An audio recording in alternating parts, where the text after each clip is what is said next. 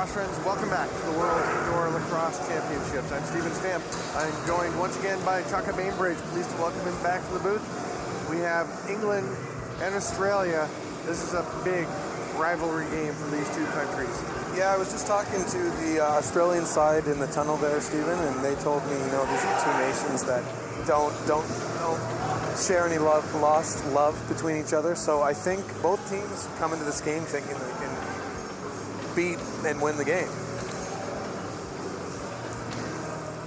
We'll see what happens. It is a big, important game for these teams who want to stay as high as possible. As we see the lineups coming up, I noticed down on the floor as well, Tom Johnson is in the lineup, yeah. So that's gonna add a big scoring threat to the English offense. Oh, it's huge for them. He helps so much. They have been really dominated in terms of scoring by Cole Schaefer. 10 goals and 6 assists. And nobody else has more than 3 goals. Chris Manwaring's got 3. Tom Johnson with 2 and 2. He only played 2 games. Schaefer has been their big option, and Manwaring comes up with the ball right off the face-off. They go to Tyson Rowe, the big man who's back in. You can see his knees wrapped up. He had an infection. Oh, and we'll see. Yeah, there's a penalty coming. Yep. David Gallant check from behind. Really dangerous hit there. Lucky to be just getting 2, I would think, for that. It's a dangerous hit. Tyson went off the ball there. It could definitely be a 4. It's good to see Tyson running, though. And Rowe has some words. Rowe has words for Gal as he goes to the box. Rowe, who missed a game against Canada because he had an infection on his knee, and it was actually a blood infection was running up a vein up his leg. So, wow. Yeah, he had to get to the doctor, get some antibiotics. It was cleared up right away, but obviously they weren't going to risk that the next day when they played Canada. Schaefer at the top. He's been sensational in this tournament. There's a shot from down low. Interesting to see on the first set, too, Stamper, that Tom Johnson wasn't out on the power play. Yeah, we'll see. I mean, he may be conserving his energy. He is down on the bench. Looks like he's getting ready to go back out, but we'll see if he is out. I mean, he was sick, laying in bed for a couple of days, basically. Trained his energy. Right, yeah. You're probably right. Need to save him. Yeah. We'll see. Nice work on the far side by Matthew Taylor. He passes it across behind the back. Tristan Rye misses the net, and the English will move it forward. Sam Clare, one of the Clare brothers who have done so much for this club as well, along with his brother Nathan. Or number 17, Nathan's already out on the floor, takes the pass. Johnson once again not out there. Let's have the 2 Clare lefties and 3 righties. Manwaring at the top. Schaefer gets it back to him. Down to Manwaring low. Actually, to Leach. Yeah, Leach down on the crease this time. It was Manwaring out there last time for them. They get a fresh 30. They'll reset. Schaefer out there limping around. Just got hit on the last play. Takes a big whack, and he's going to get a slashing penalty for it. He's definitely limping as he goes to the box. He's got a big pad on his right knee, and it looked like it's oozing out the bottom of it. So probably reopened the turf burn cut. Yeah. So we're going to go 4-on-4 for the next 35 seconds, and then Australia will go to the man advantage. Caleb Hall will start with the ball. Matt Taylor on the far side. Tristan Ryan, Jesse Winnan, the right-handers. Andy Ellison, Michael Gillen. A little switching among the English defenders. Beadle is out there down low.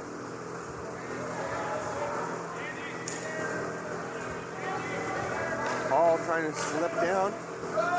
Gets landed on by Tony Joseph, and we're going to have an Australian possession. Play blown back in. Rye gives it over to the far side, and they get rolling. Winnan's going to take it up top.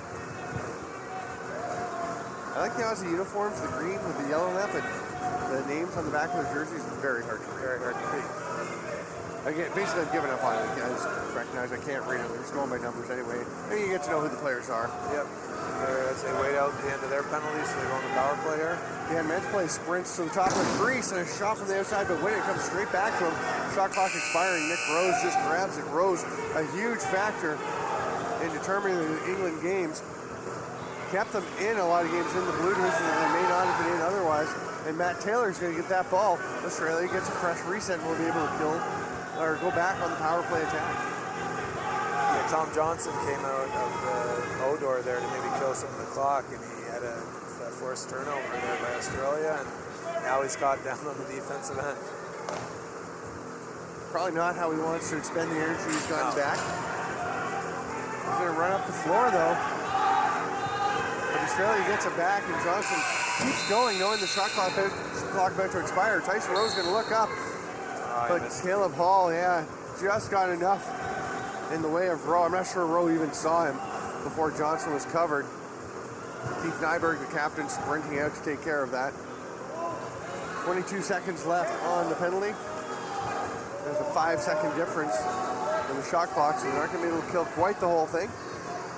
Leach gets it over to Johnson and skips away from him, but he does collect it. Shoots and almost drifted one past Dylan Nangle over in the Australian net. Again, the starting goaltender for Australia, an expat Canadian who's lived in Oz for quite a while, Trevor Brennan, broke his foot earlier in the tournament, played another 12 minutes before he left the game, and was trying to convince them to let him just have it taped up for the next game and play. Wow. I was talking to a few of the Australian guys, and they said they are all Australian-based. So they're a true Australian team. Yeah. And some of the other nations have a few expats on their team. It really helps grow the sport in their country. But Australia has a few of those too, but they all live there. Schaefer shot off the crossbar, off the back of Nangle, and David Gall leaps in to help him cover that. Good chance there for Schaefer. Yeah, Wade Hammond scorer will come forward, and Schaefer's been dangerous every time he's been on the floor in this tournament. Again, his numbers with the 10 goals, 6 assists, not quite as gaudy as some of the numbers put up by players on Turkey or even some of the guys on Australia.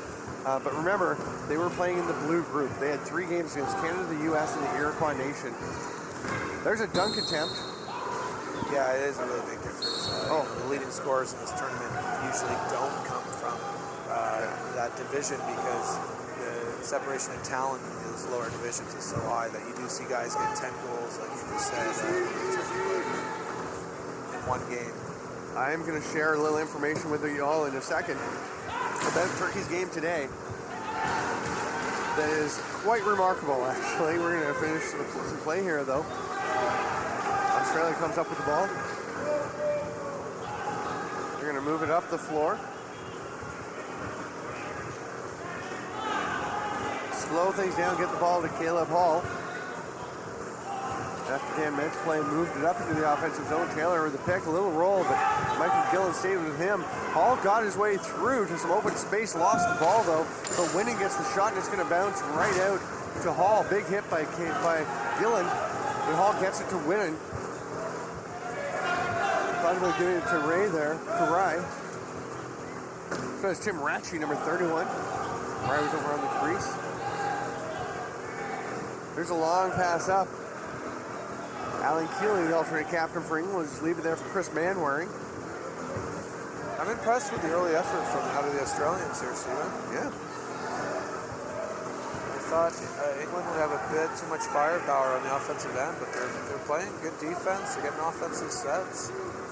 A lot of effort by these Australians. Peter Quass back there playing defense. He's the big 17-year-old forward.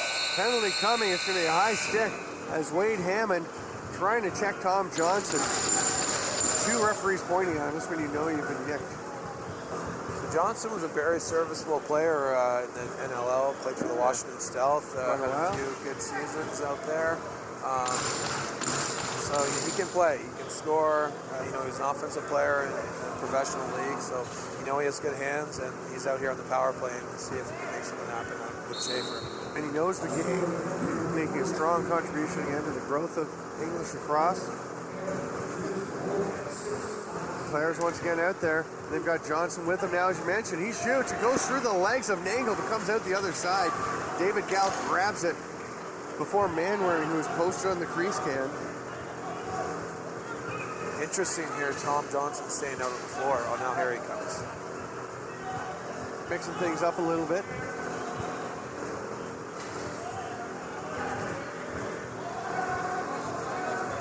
Eight seconds left in the shot clock. Australia. Ball to stick with Jesse Winning. Double teamed. He just flicks it down in the corner, but it bounces back out and rolls high. Not going to really matter, so we don't break as we have reached the media timeout. we will take a quick break. Actually, before we take the break, I do want to go over this Turkey stuff because this is kind of amazing. They played their relegation game today against Serbia. They played some high-scoring games. They went 25-18 today.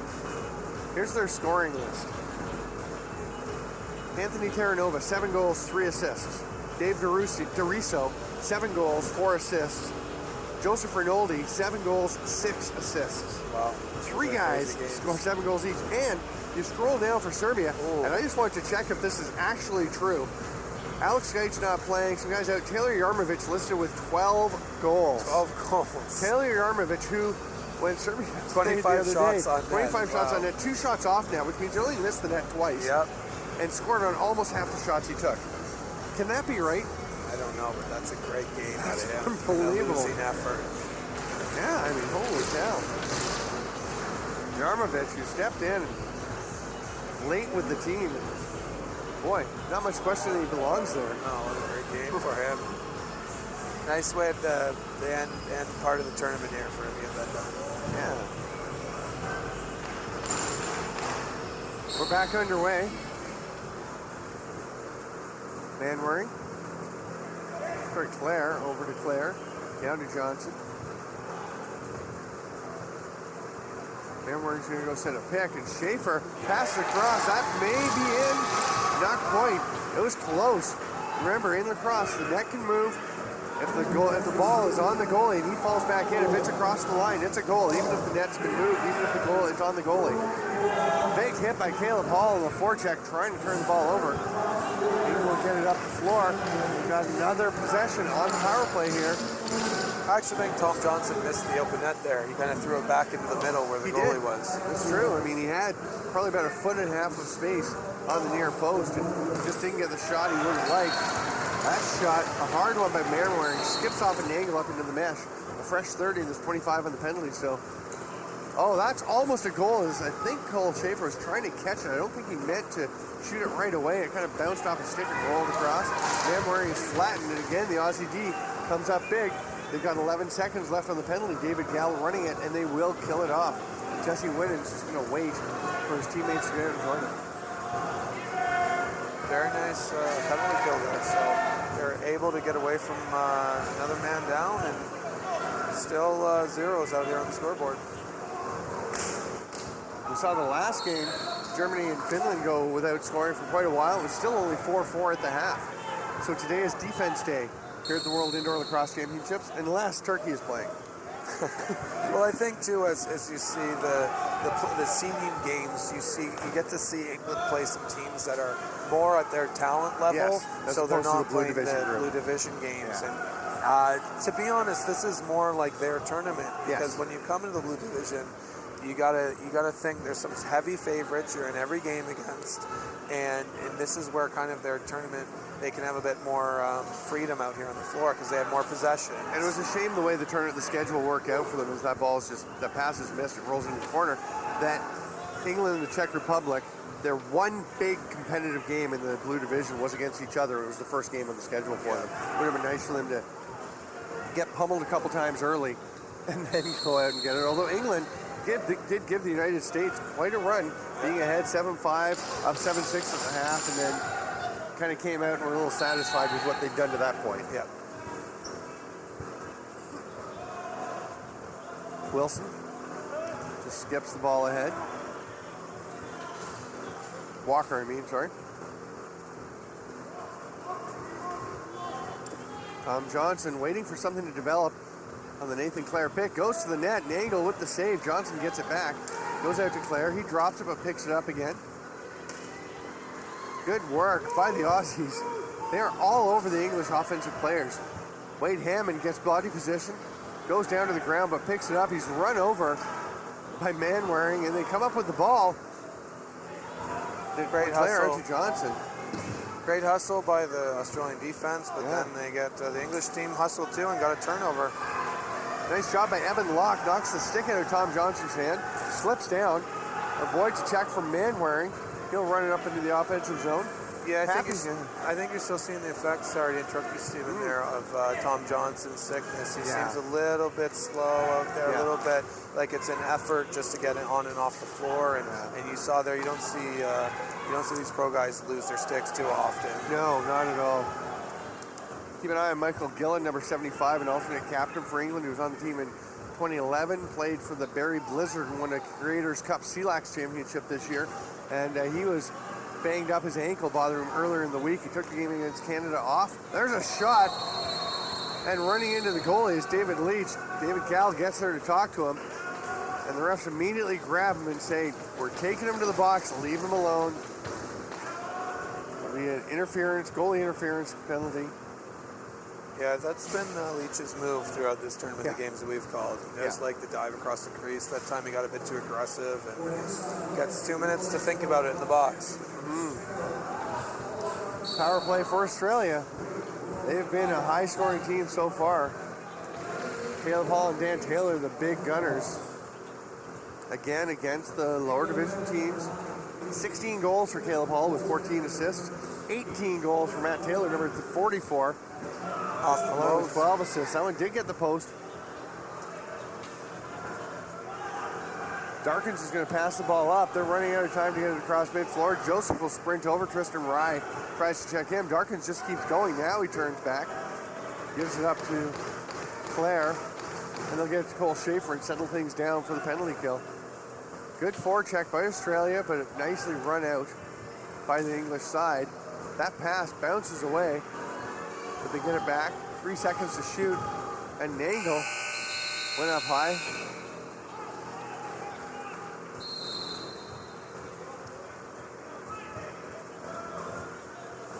Australia setting up on the penalty kill again. Just over a minute now to go in the penalty.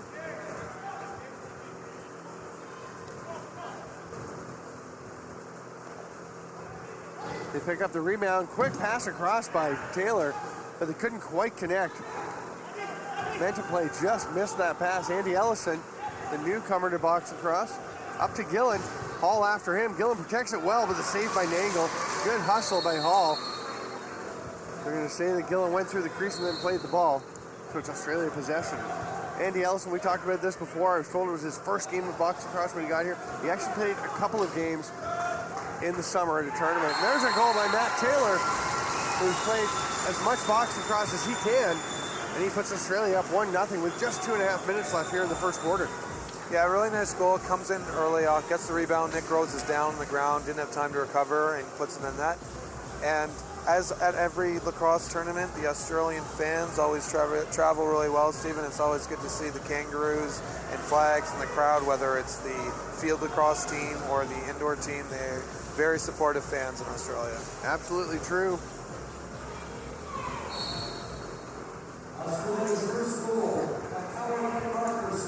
David Gal runs over Beadle, who's going for the ball, and Jesse Winnen's able to pick it up off the face-off. Peter Quaz trots to the far side as Winnen will give it off to Lucas Wood. Boss watched by Manwaring. Got those bright green shoes on that several of the Aussie players are choosing to wear. The bright green uppers. Meant to play, spins off, gets a shot, that doesn't get through. Just a few seconds left, but it's picked up by Keeley. Holding penalty coming to Australia as Lucas Wood got the lock on to Keeley. There's a big hit on Johnson by Wade O'Hammond. Hammond pounding away on the arm, and now we have a penalty coming to Hammond as well. So a pair of penalties, I think, by the different officials. It's going to be a reset. Go over and back. The English goalie is out. And you can hear Filipponi calling to Wade Hammond to pull him back. So over and over calling his name. It's getting pretty loud in here. Johnson has it. They're 6-on-5. And normally you get the second penalty of the same team. It will have play blown dead, but it's two different officials. So I'm not sure they technically know that. Well, I guess they do know it's the same team. Australia catches it. Let's see if it is two separate ones. I'm sure the one official didn't have his hand up. Yeah, until the other play. So it is going to be a holding call in the initial play and then a slash. For Lucas Wood with the hold. Wade Hammond with the slash, and it will be 5-on-3 for England. It's a good chance here for England to get on the board, obviously, and to take a lead if they can work their power play to where it should be working. England will run it, as most teams do, as a 4-on-3 low with the safety valve up top in the form of Mike Gillen. Sam and Nathan Clare, the lefties. Goal Schaefer out there with Chris Manwaring as the righties. Gillen up top. Pass across. Manwaring can't handle it. Hard work by Keith Nyberg. Now he gets back into position. Shot off the board, just going to bounce out. That's exactly why you have the man up top. And they'll get another chance with 6 seconds to play. Manwaring swoop shot, or sweep shot. That's exactly how Casey Powell scored his first goal, the U.S.'s first goal in this tournament. That was a great save by the Australian goaltender. Nyberg has the ball knocked away from him as he's double teamed. Gillen's going to run up with Clare, gets the ball, saved by Nagle again. And bear in mind that Nagle wasn't even on the Australian roster when this tournament started. With Trevor, and England's going to get a penalty.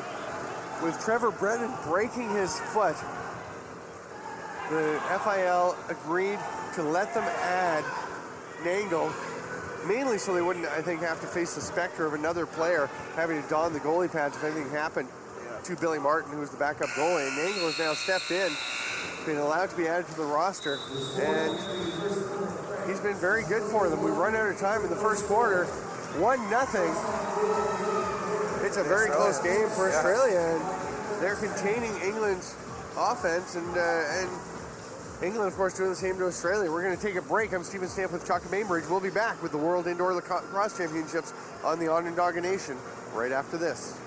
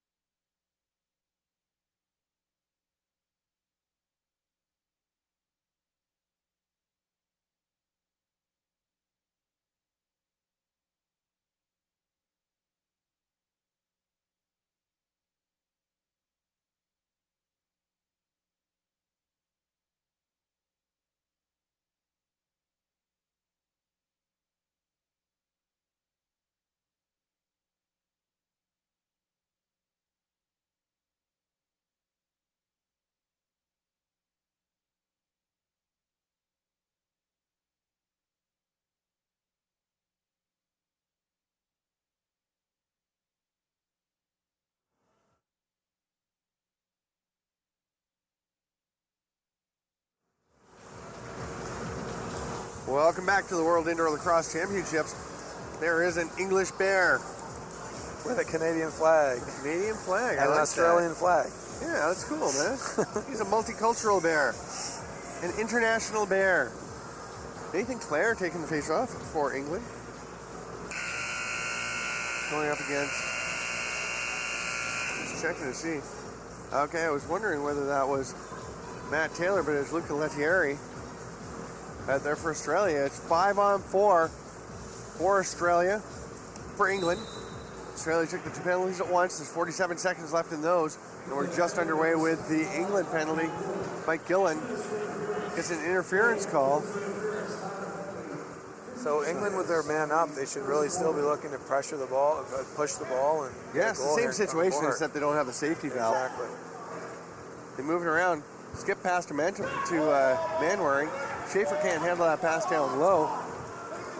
David Gal gets it. He's hammered into the boards, slips through the double team, and sprints up, gets over center in plenty of time, passes it off.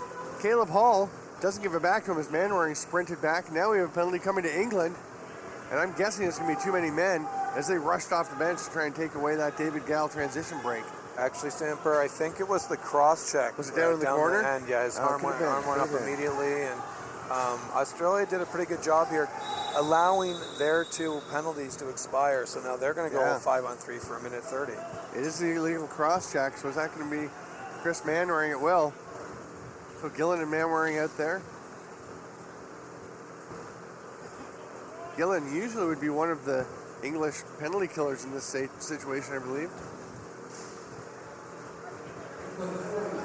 Instead, we see Beadle and Tony Joseph. John Beadle and Joseph down low. The big man, Tyson Rowe, 6'10", up at the top, using that big reach to get in the way of Australian passing lanes. Can't be overly aggressive when you have to be back in the triangle. If you get yourself out of position, it's dangerous. There's a shot by Winnan, saved by Nick Rose.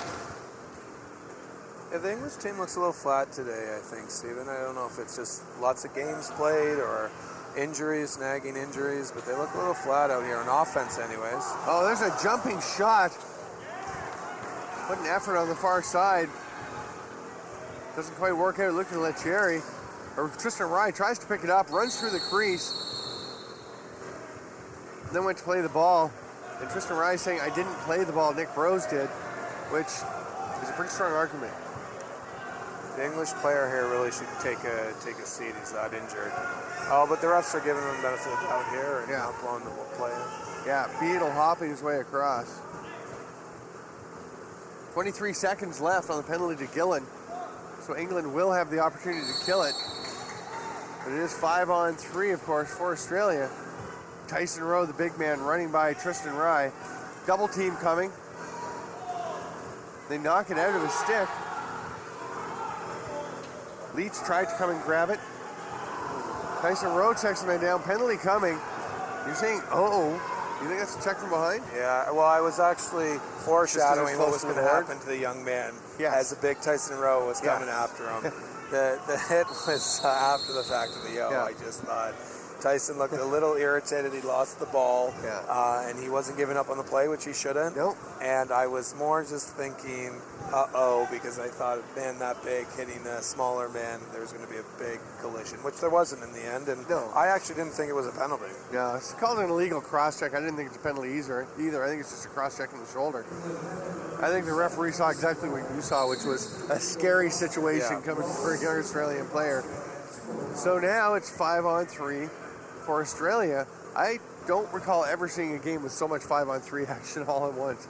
Yeah, a lot of penalties called at the moment. There's the first goal of this quarter.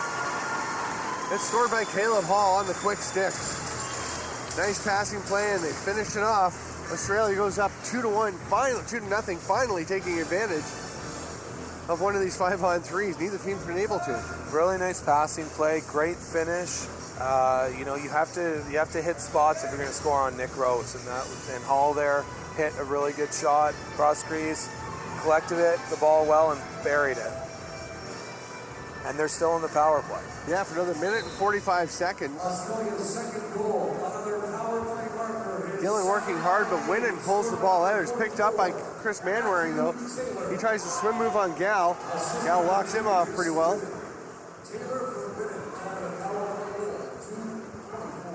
Manwaring taking his time. Now he's going to move it across to Johnson, who drops it. And again, a little thing, but not something that would usually happen to Tom Johnson, dropping a simple pass. Yeah, exactly what we were saying earlier. It's just, Paul Schaefer, how often have we seen that?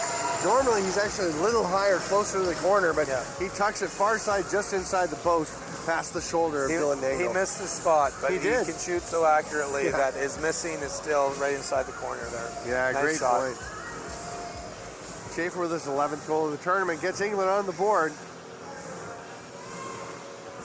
Still have 2 more games coming today. Canada and Israel at 4:30. And then at 7:30, the Iroquois Nationals and the United States. Gillen wins the face-off to himself, drives to the net, spins. He's going to get a shot off. That one's stopped by Nagel.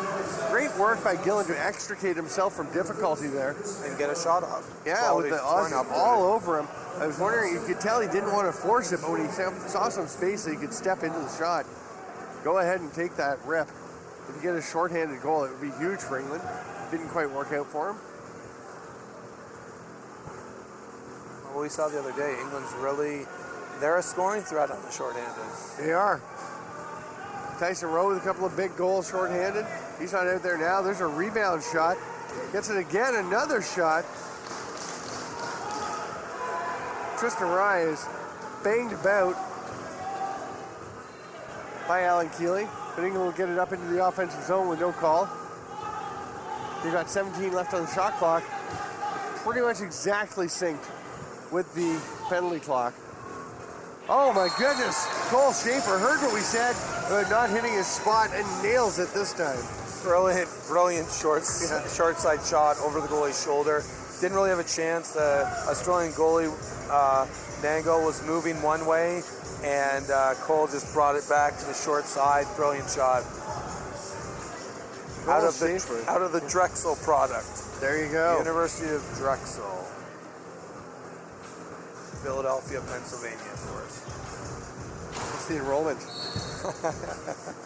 I couldn't tell you, Steven, and I couldn't tell you the city population either. Mascot name? Dragons. Yes, the Drexel Dragons. I actually didn't remember what I asked you, but then I remembered as I said it. 2-2. Schaefer with his second goal of the game, and so often we've seen England with 2 goals up and Schaefer with both of them. Yeah, and I think maybe down there on the bench, old Mike Hazen decided they were a bit flat on offense. They came out, started taking a few more shots, and just like that, we're back to square one, even 2-all. That pass for Matt Taylor doesn't get through. Jesse Winnan trying to throw it all the way down the floor. Nice hustle, though, by Darkins and Ellison to get in the way. Ellison will bring it up into the offensive zone. Now he's looking for someone to get it to. He does. Claire hits a cutting Rowe, but Rowe drops it. He had some space, too, had an angle kind of out of position.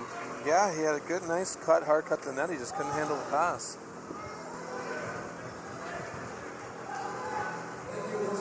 Long bounce pass from Leggieri. Tristan Wright gives it to Winnan. Taylor gets the pick from Hall. There's the roll. Oh, well played. Good seal. Just didn't make the catch. Kicks the ball ahead. Great second effort by Hall there after he dropped the ball. They're going to run out of time, but it was tremendous effort. And you see that from Caleb Hall all the time. He just works so hard out on the floor.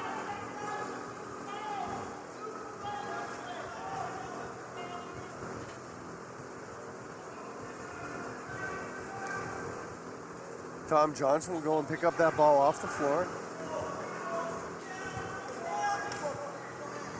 Takes the pass back. He's going to let it fly from outside. Almost gets to over center. Claire's going to let that one fly with about 2 seconds left. It's a good fake shot there by the English. Yeah. Right into Cole Schaefer's stick. He just ran out of time. Yeah, Gaspari to Quas. Nice save by Rose. I've talked about him being the arm save master. He's moving to his right, leaves that arm behind and makes the stop.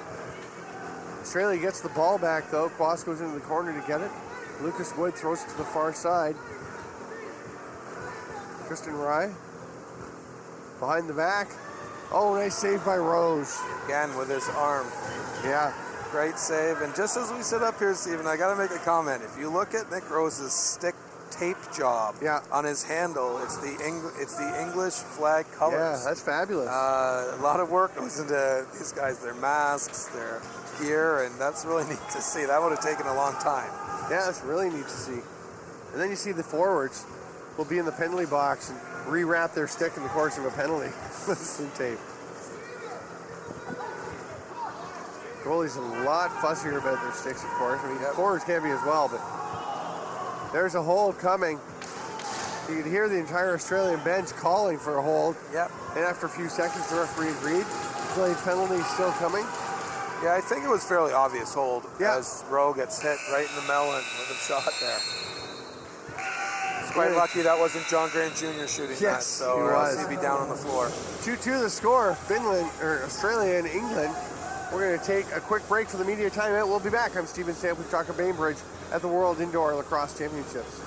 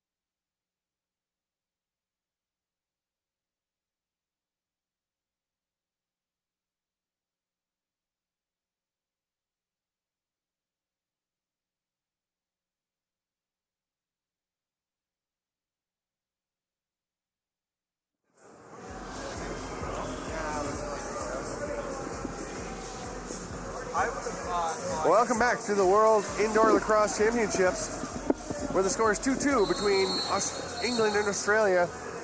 Australia going to the power play. Yeah, a chance here to get back the lead that they started off the game with, and maybe build on that into the end of the half. Yeah, the hold to Keeley does give that opportunity to Australia. Gillen is out there on the penalty kill. Taylor with the shot, but Rose had no problem with that save. He's going to make the outlet pass to the man coming off the bench. David Leach takes his time. They thought about attacking, but the Aussies got back pretty quickly, so they will go into penalty kill mode. 15 more on the shot clock for England. Claire's over on the far side. Schaefer with a down pick. No, it's a slip pick. Off the crossbar. Almost the hat trick for Schaefer. Yeah, really, really nice move. Just couldn't beat the post there. But he had the goalie beat. You know, Cole Schaefer was very good for the Coquitlam Adanacs this year. He was good in the Minto Cup. He has been better here at the World Championships. I'll tell you, he has stepped up his game, and it's very impressive to see against, playing against men. Nice face by Jesse Winnan, and he is flattened after the shot.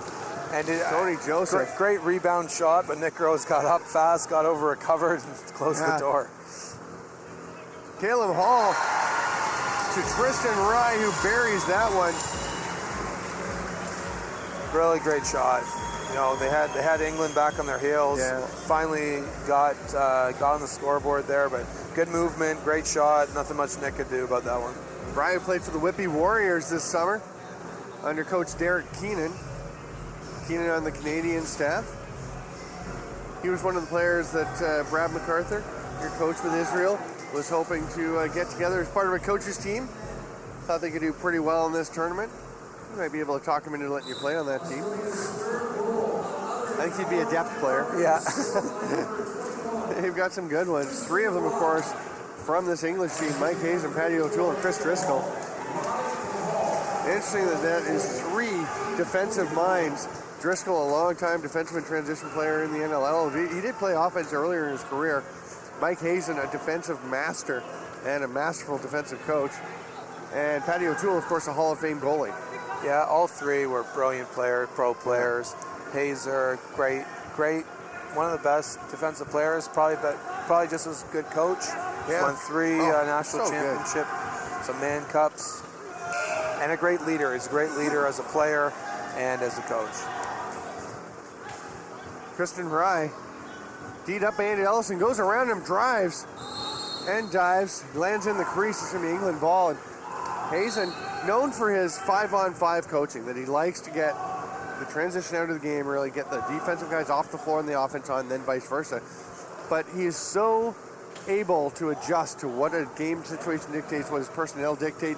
He won the 2011 Man Cup, as you mentioned, with the Brampton Excelsiors, with a team. And here comes Schaefer driving to the net, saved by Dangle after the dangle by Cole Schaefer.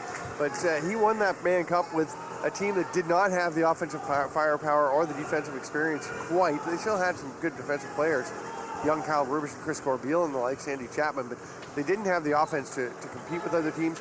They ran past the Peterborough Lakers, which at the time was a bit of an aging team. Whistle goes, Winnan takes the shot. Rose wants to delay a game as he thinks the shot was after. It was pretty close. Tyson Rowe, saved by Nangle. Very nice. And there were guys like Paul Dawson running the ball on that team to great effect. Tristan Rye has his man, gets it to him a little bit late. Just missed the opening for Lachlan McKinnon, who doesn't get a lot of offensive chances. He's coming off now. Ball to Taylor. Lucas Wood takes a nice pick. There's another save by Rose, back-to-back on the rebound by Winnan. Australia getting lots of second chance opportunities. Their last goal came on one. Yeah, they're really putting in a big effort out there today, Stephen. They really want this game. Leading 3-2. See if the effort pays off here, and it does. It does. They get the ball. Rewarded the ball. We are 5-on-5. We haven't seen that much of that in this half. Just about 3:45 to go here in the second quarter. I'm Stephen Stamp with Chalk and Bainbridge. Nice swim move, and there's a penalty coming. The Aussies, just a stick comes down on the head of Chris Manwaring. Wasn't vicious contact, but it was reckless contact, and that will be a penalty. Ball comes back out to Schaefer. He's going to try and go to the net. Now he spins around. I can't believe they haven't seen Tom Johnson there, right on the crease, standing by himself. Schaefer, and I didn't see who he passed it off to there, but Tom Johnson was standing wide open right on the crease. I guess we should say good day, mate, to our Australian fans watching. Mate. I believe it's probably the middle of the night over there. Yeah, So early morning, like 2 in the morning or so, 12 hours is it? Yeah, so I don't know how many people will be up watching this. But Lots. for This is one of the biggest games in lacrosse for history all in Australia. those who are, this is a very big game, a winnable game, and they're doing a great job here. Yeah. If you guys want to get any shout-outs, you can tweet Steven Stamp at StampLax, or myself at Bainbridge Sport. We'd love to hear from you, and we'd love to hear what you guys think about the game so far, as we see a shot goal. We talked earlier about how the net does not have to be in place, and Nangle does have a tendency to fall back, plays quite deep, and knocks the net about. And is that Cole Schaefer again? No, he's offside? No. But good ball movement and good finish there. I didn't see who it was as he gets talked to by Driscoll on his way off the floor. But tie it up. That's why you got to stay out of the box, right? We see a great swim move. That effort results in a foul taken by the Australian team, and England's power play makes them pay. Yeah, Sam Clare getting the goal. Johnson has the ball up top. We're under the 3-minute mark of the second quarter in a very big game for these two countries. Nice little flip behind the back pass by William Walker, but it didn't quite connect. Caleb Hall down there playing some defense. We'll move it ahead. Evan Locke, who sat in your chair for a couple of games, was very good. I don't know if you had a chance to hear him. He was fun. Yeah. He had an Australian accent. You don't have a cool accent. No, I don't. I just have a Canadian one. Yeah, me too. Peter Kwass, Rye with the pass across, and Taylor just couldn't catch it. Rowe tried to knock it ahead, but he actually knocked it away from Sam Clare, who was back playing some defense. A little spin move by Alan Keeley, gets it off to Johnson. Into the final 2 minutes after that shot clock expiration by the Aussies. Oh, nice slip, little pick. Tom Johnson, even if he's not 100%, he is still talented. Yep. And he tucks that ball in the far corner. Brilliant hands, and we said it earlier, he was gonna make an impact on the offensive set of this English team, and made a really nice pick, pushed off the pick, which you're allowed to do, rolled to the net, but had just enough separation, caught the ball and finished far side there, and Nango didn't really have a chances on that one. And it's good to see him back on the scoreboard, right, after having to sit out due to illness. You feel badly for the guy when he puts so much into this English lacrosse team to help them develop. He's been a big factor in the growth of the game over there, and the growth of the national team, and then he's sick and has to miss 2 games, including playing against Canada. Yep. You know the Canadian guys like to do. Michael Gillen was saying he hated having to sit out against him. There's a shot by Schaefer. Dangle knew where to go in that one. Too many men on England. Again, it's an easy one because they've still got 6 guys out on the floor. And now Johnson's going to run over and engage with Wade Hammond. Yeah, I didn't quite see how the English got their 6 men out there, but they just put him out there. An extra guy just went. Mental mistakes sometimes, working the doors. For those of you who don't know, a lot of in lacrosse, you go in one door and your runners come on the floor out the other, and you got to keep count of how many go out and how many come in, and that occasionally happens. Usually doesn't happen off of whistled out plays, but no, it's usually on the transition. Yeah, especially happens when something happens. Somebody comes out, and then there's a turnover, and you're changing Someone's back. Trying to change back. There's a lack of communication. It can get loud down there. People yelling, and coaches from one end of the bench yelling back. Yep. 2 more, and you don't always hear everything. It can be a little unclear. So there is a second penalty coming. Dead ball contact. So it is 5-on-3. I was wondering, as Tom Johnson came in and we saw the call was going to be made, they grabbed Johnson immediately when he came over and got into it with Wade Hammond. And So they're down big 2. edge. 5-3, oh, yeah. Oh, no. It is 5-on-3. 5-on-3. Yeah, wow. Ian Garrison making it very clear. So David Gow will be the safety valve. Caleb Hall. Jesse Winnan on the far side, along with Tristan Ryan. Matt Taylor, of course, the other one over here for Australia. Joseph Manwaring and Gillen killing the penalty for England. That ball bounces away from Jenner, but he catches it. Winning shot. Caleb Hall gets that loose ball. That second chance. It's so hard as a defender when you're down 5-on-3 to get loose balls. Oh, yeah. You're outnumbered 5-3, and you have to stay in tight in your formation. Almost a goal by Hall, but by Taylor. But what a move by Nick Rose to get across. Nick Rose, known more for his size and good angles as a goalie, but he can move. He's got some lateral quickness. Yeah, he's great. And you know what's Nick Rose right there? He was the one that called the timeout. He saw the position the English were in there, and he called the timeout. Had to call it several times to get the referee to hear him, but he finally got there.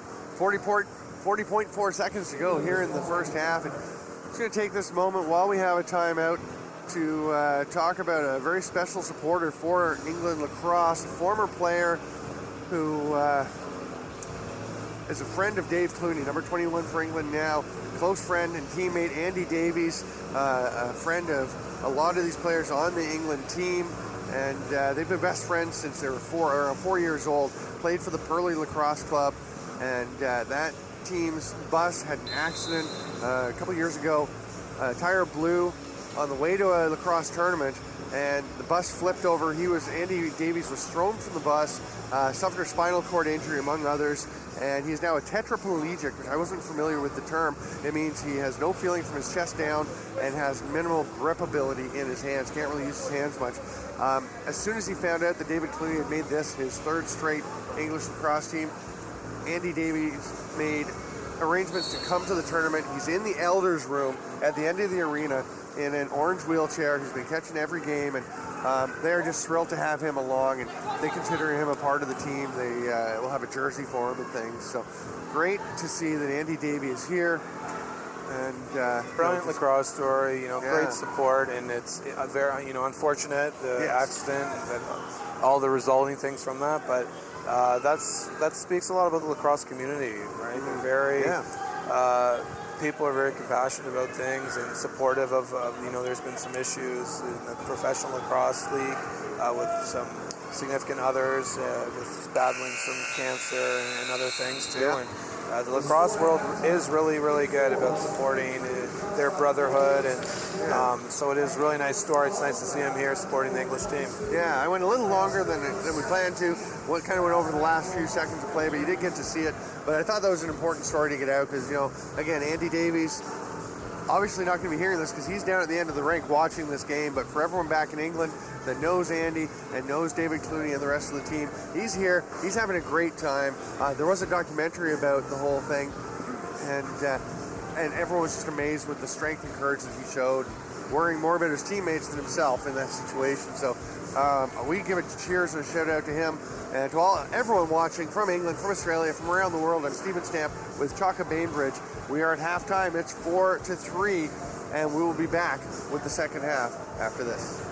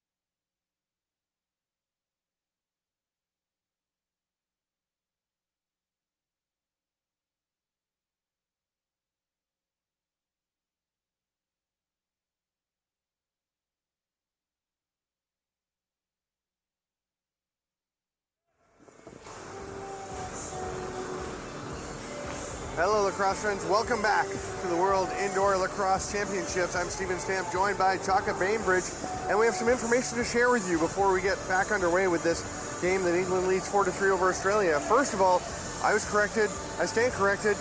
Andy Davies is not in the Elders box. He's down just down to our left, watching the game. I just had a nice chat with him. He's loving the tournament. So he's seen every team except Finland. Somehow didn't catch Finland, but just missed them because they were playing earlier. That's what I said. He said he couldn't get up here in time. And to Brad Kendall, Big Bad Brada.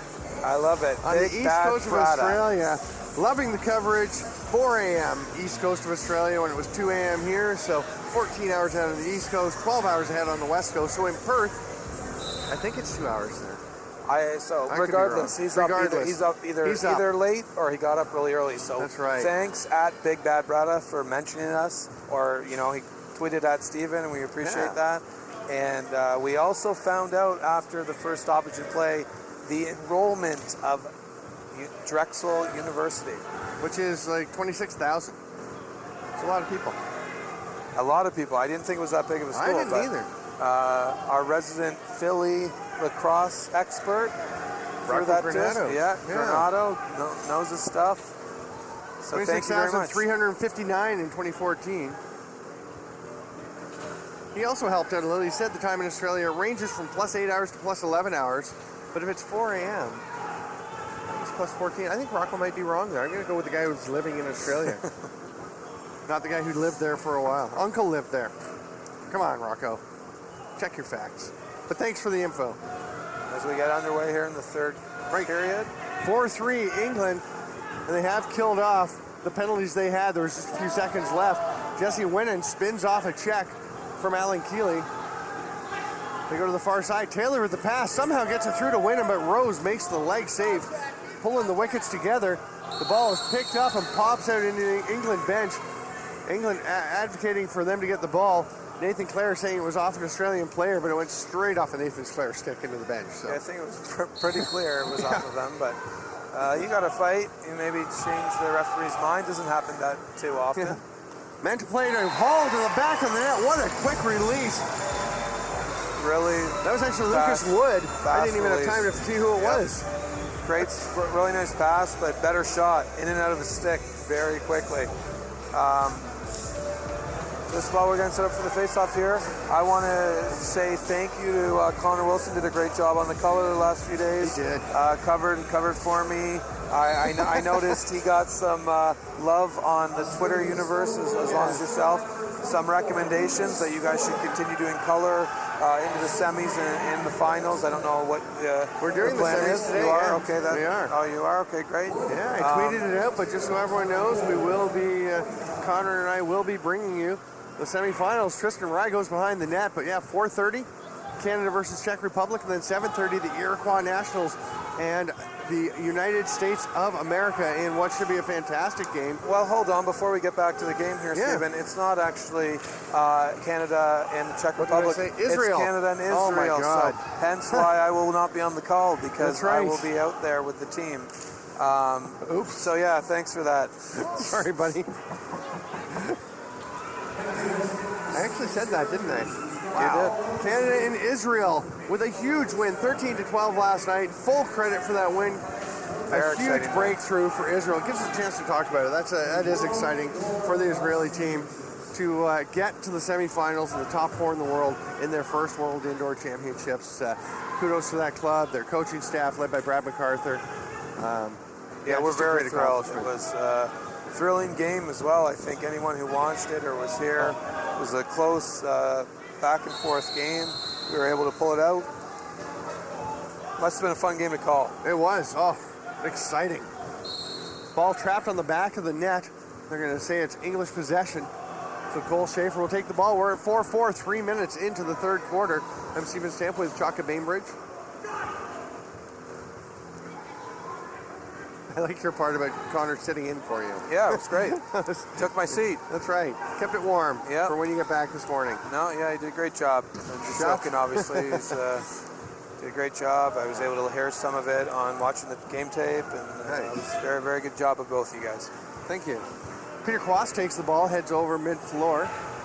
England has their men out in a line now. They're starting to spread out a little bit. And Dan Menteplay will take the ball.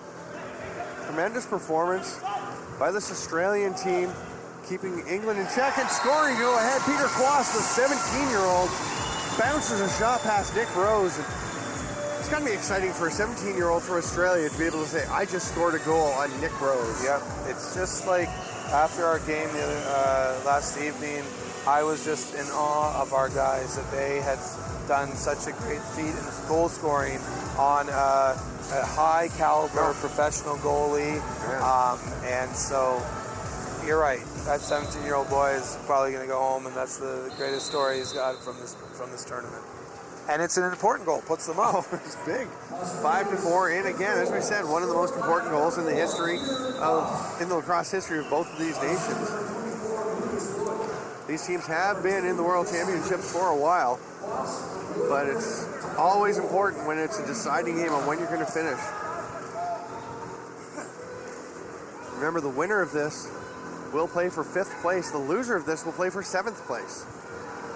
I would really, if I'm the English team, I'm really looking at Cole Schaefer and Tom Johnson, the veterans here, to settle us down and hopefully pull out a win. They would definitely be the favorites coming into this, right? Obviously, they're from the blue division. Yeah. But Australia obviously has paid no attention to that. They came out playing, ready to win. A shot by Matt Taylor off the shoulder of Nick Rose. Again, Australia gets a loose ball. They've been very good at that on the second chance opportunities, working really hard from the get-go. Jesse Winnan trying to bull his way in on Andy Ellison. Shoots, a little short armor to the far side, but goes past the far post. They've got 15 left to shoot, plenty of time to work with. Right back to Hall, but it skips away from him. Manwaring comes up with it. Hall with the forecheck. Can't get it loose, and Manwaring will come up into the offensive zone. The Australian defense getting themselves sorted out. Manwaring gives it to Schaefer. And I like the talk, you're calling Cole Schaefer a veteran. He is, but he's a junior player. Yeah, he's still young, but for this team, he's a veteran of the box lacrosse game is where I was getting at. But you are right, he's a young guy too. He's going to be in this tournament years Many to come. times, yeah. And starring in it, I would think. Nangle with another save, and again knocking the net back. And it's a bit of a problem for him. He does need to work on that. For now, he's doing a great job. He's only given up 4 goals, as Australia has 2 this third period to pull ahead. Menteplay takes the pass. They've got 10 to shoot.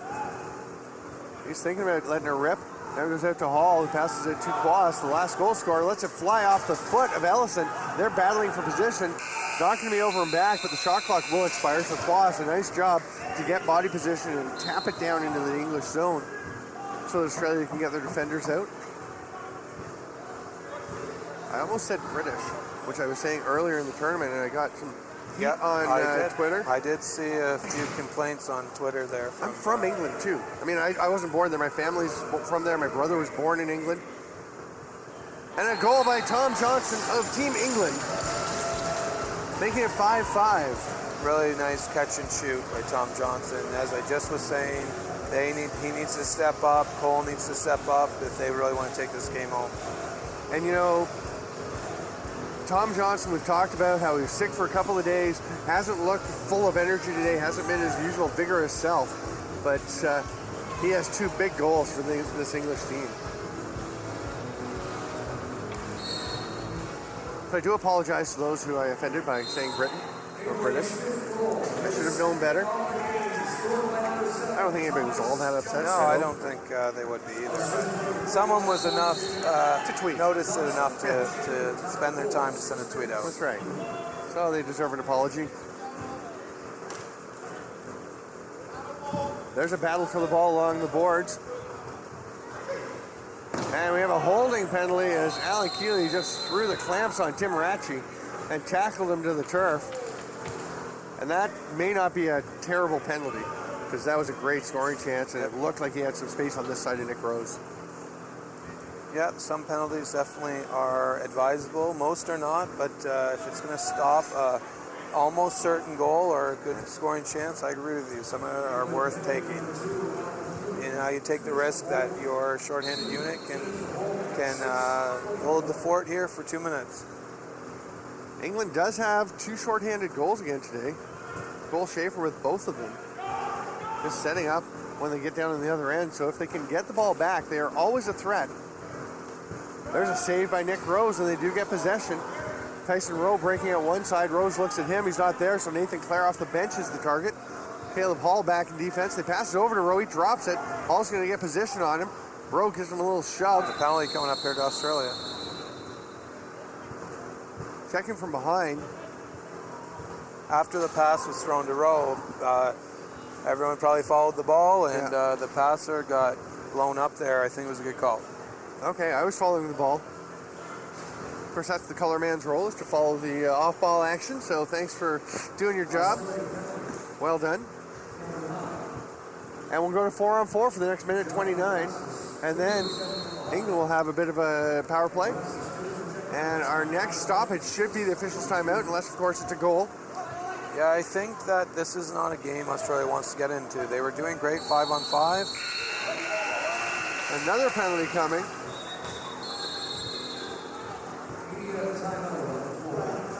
We're going to see who this is on just before we go to the break for the media timeout. 93 Sam Clare of England. And the interesting thing is an English player went to the net and was absolutely clamped onto a Luca Lettieri of Australia, but before that they already had the hand up, so it was a little bit late. But really, even a cardinal sin, you cannot get penalties when you're on the power play and you have the ball in your stick. England had possession of the ball. Well, they were 4-on-4, but still. All right, but I mean, you can't just give, now that they're going to have a 5-on-3 for only 30 seconds, but still, is that right, or? No. Oh, so it'll be even, okay. So they are going to eventually get on the power play, which what I was alluding to is you just can't give up penalties in a game like this. Too close of a game. There aren't a heck of a lot of scoring opportunities, so you can't be giving the other team extra chances. And it will be a 4-on-3, which is basically the same as a 5-on-3. So, I mean, you're right in a way that Australia will go on the 4-on-3 power play for 31 seconds. Of course, they start with the ball, so it's a full possession. And then we'll go to 4-on-4 for another just 12, for a minute 12 after that. And then there'll be a minute. It's getting too complicated. Yeah, too much math. Yeah. We're going to see this play out because you know what, Australia, there's a good chance they're going to score here on the 4-on-3 because it's such a great scoring opportunity in that situation, and that's going to change the whole situation. So, well, we've stopped calculating. 7:56 to go in the third quarter, and Stephen Stamp with Chalka Bainbridge bringing you from the Onondaga Nation Arena, the World Indoor Lacrosse Championships 2015.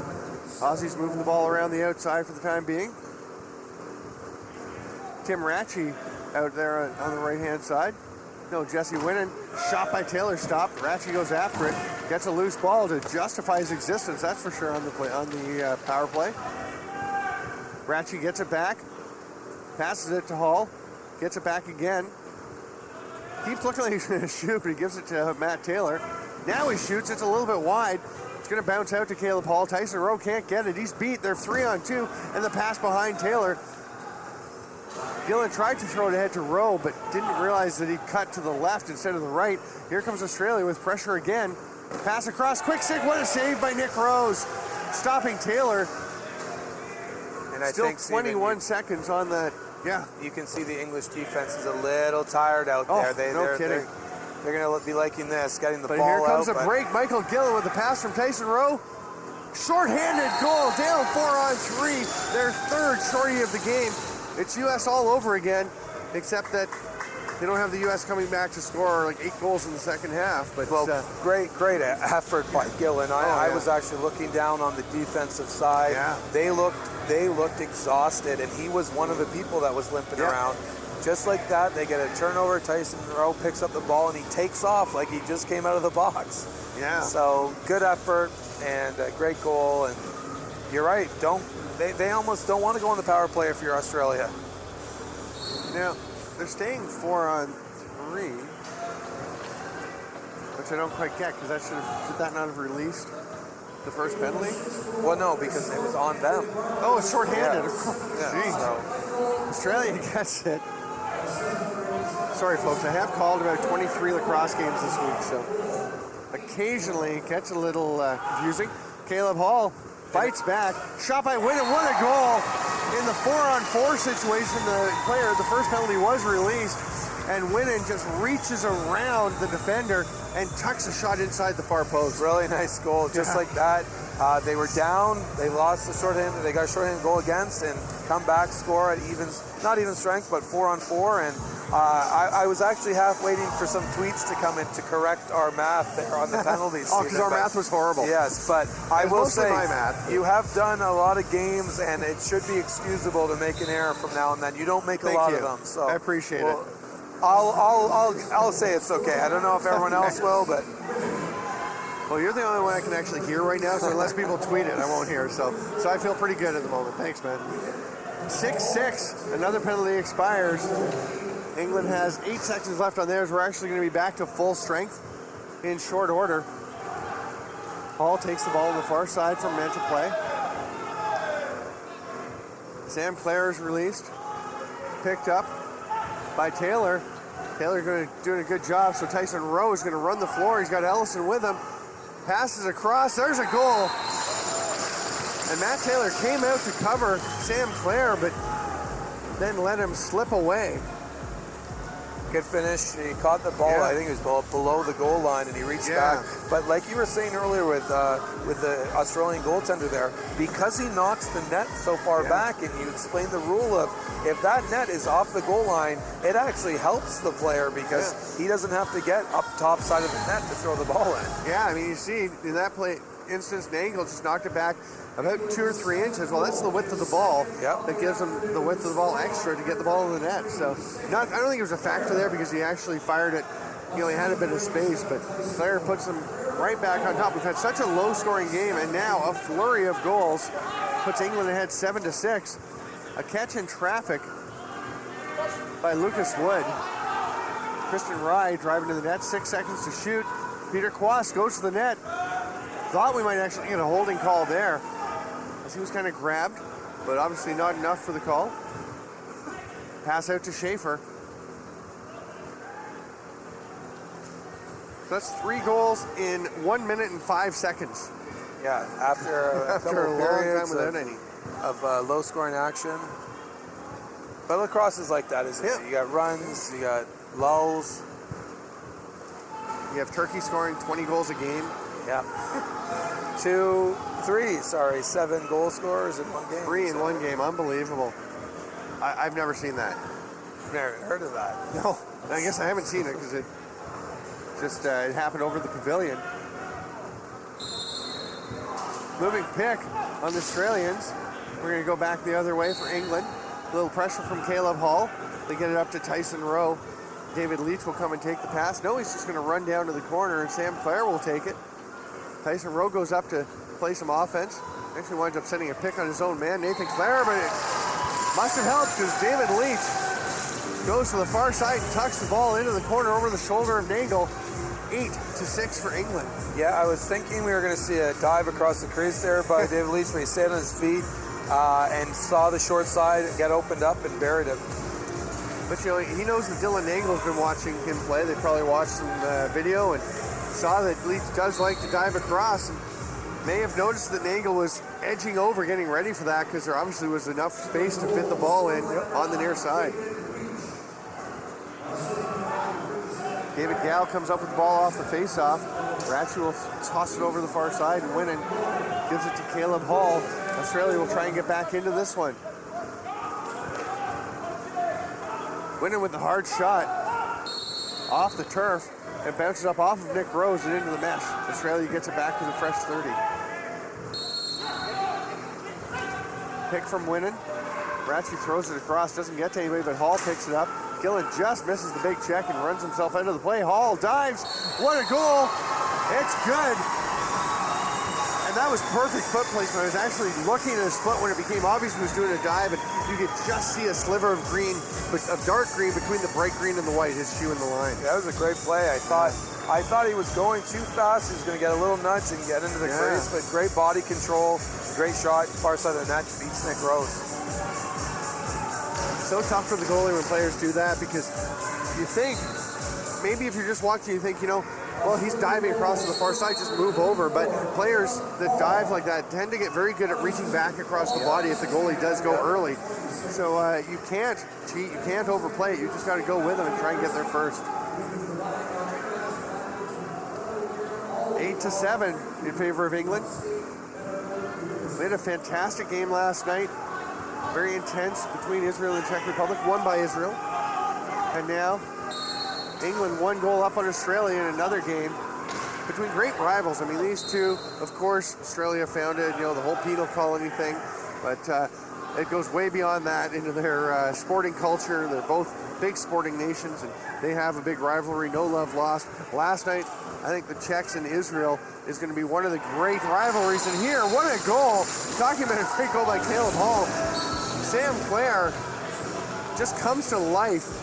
You talk about England looking flat early in the game. They have so much more energy here. And sorry, just to interrupt you here. After that goal, there was a penalty on the Australian bench. Yeah, for unsportsmanlike conduct. But going back to that goal, Stephen, I actually thought that I thought Nango has played a great game so far. Yep. Really great game for a young Australian learned goaltender. Yeah. But I think he was a little bit out of position in that last play. He was too high. It was a great goal, jump goal. I don't want to take away from the English player, but he left way too much of the net open behind him, and it wasn't actually that hard of a goal to get up there and get it. Once he got up in the air to get over his shoulder. Yeah, the key really was the recognition of where Nagle's positioning was, and that jump, the little jump and tuck, he knew it was open and it was there and would be available. Bear takes it, gives it down to his brother. They're on the power play now, as you mentioned. An unsportsmanlike conduct penalty to the Australian bench after that goal. He's got a ton of net and he scores again. Or did he? Look. Yeah, so they take a look and declare it is a goal. Nice job by the officials to go and double check. Again, if it's in the goalie, under the goalie, and over the line, it is a goal. I think the Australia, you can't fault the Australian players there. They tried to get in there as quickly as they could, discover where the ball is, and run it out as if it was still under the goalie. But good job by the officiating. Both wing officials got in there, had a look, found the ball, and declared the goal. 10-7. England taking advantage.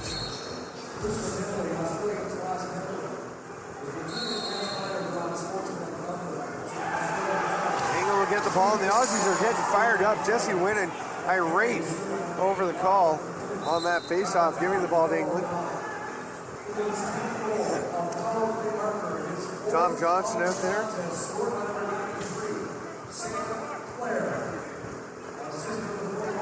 Nathan Clare with the ball now, trying to drive to the net.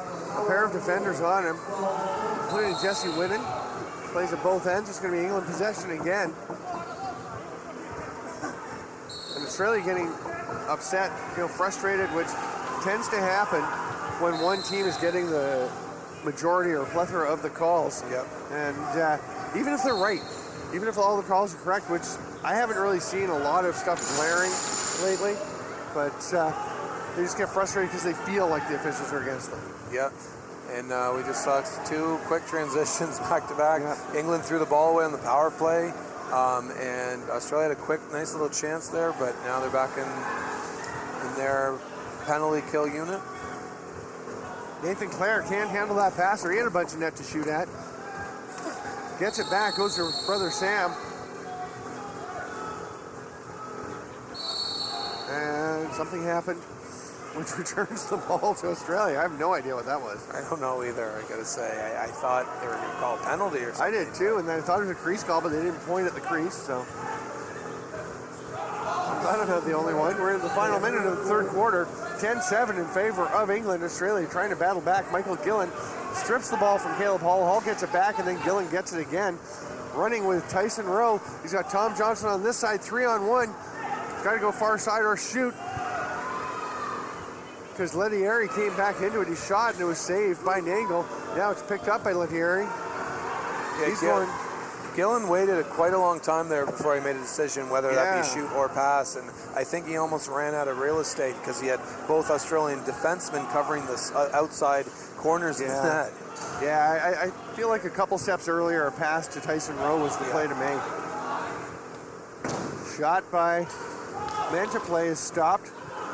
Nick Rose, again, so important for this English team. The pickoff, though, with just 10 seconds to go. Mentaplay coming down, same situation. Passes over, the save by Rose. And Mentaplay did almost the exact same thing, I getting thought a he was little going tight. to shoot as well. Yeah. And Australia immediately points to the official to say delay of game. And the official initially nods. Looks like he's agreeing with him as Claire ripped that one after the buzzer. We've seen penalties called for that, but not in this case. It was pretty close. I thought he was calling it. I thought he was did too. shaking at the Australians. That, I got it, I Yeah. got it. And then he looked up to the other referee and decided not to call it. Yeah, must have got talked out of it with eye contact. We're going to take a break for the third quarter intermission. It is 10-7 in favor of England. I'm Stephen Stamp with Chalka Bainbridge. We'll be back with the fourth quarter after this.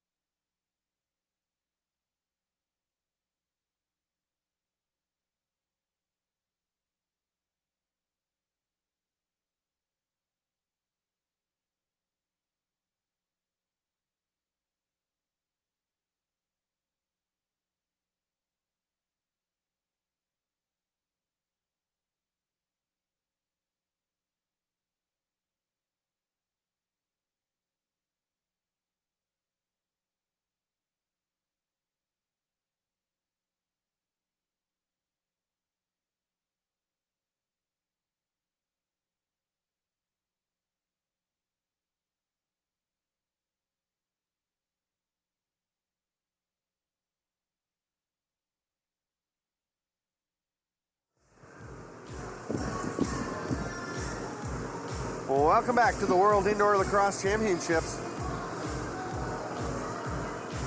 where England and Australia are in a battle. It's 10-7. England has pulled ahead of it.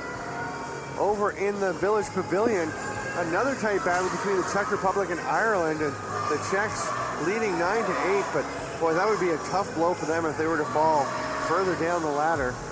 They really want to stay as high as they can in the rankings. They were very upset last night with the loss to Israel. Yeah, and there's been a replacement in net for the Australian team. Billy Martin comes in. Yeah. That's why they pay you the big bucks, Stephen, for knowing. I couldn't see his number down there, but Well, I knew I had you there. they only have two goalies, so I made a pretty educated guess. Of course, they do actually have three. Well, but- most teams have three. So. Yeah, but Trevor Brennan is limping about with his crutches, so he is not going into any game anytime soon. He was going to come up and try and call a game with me, and then I pointed out that There's a as few much stairs. as I'd appreciate, there's stairs and there's this little railing you have to climb under and step over. It's tricky for me to fit all of me through there. What a goal! The dive That by was Matt Taylor. Nick Rose is upset, but I think that was a good goal. I don't know if Yeah. we'll see the replay there, but great body control, and he's had some nice goals this game. He's doing everything he can to keep this Australian team in it. Yeah, what a short score by Matt Taylor. We're going to check, I think, it gives him 3 goals on the game. Leading score for them. He's also got a couple of assists.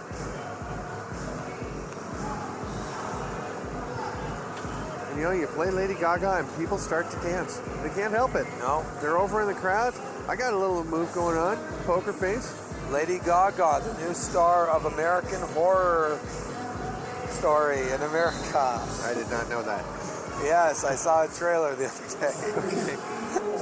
I have not watched the I television haven't in a long time. I've never watched that show. I don't even know if it's called American Horror or something. I don't know. Come on, Twitter universe. You That's can right. Let us correct me. know. American Horror Story, I think it's called. But Could be.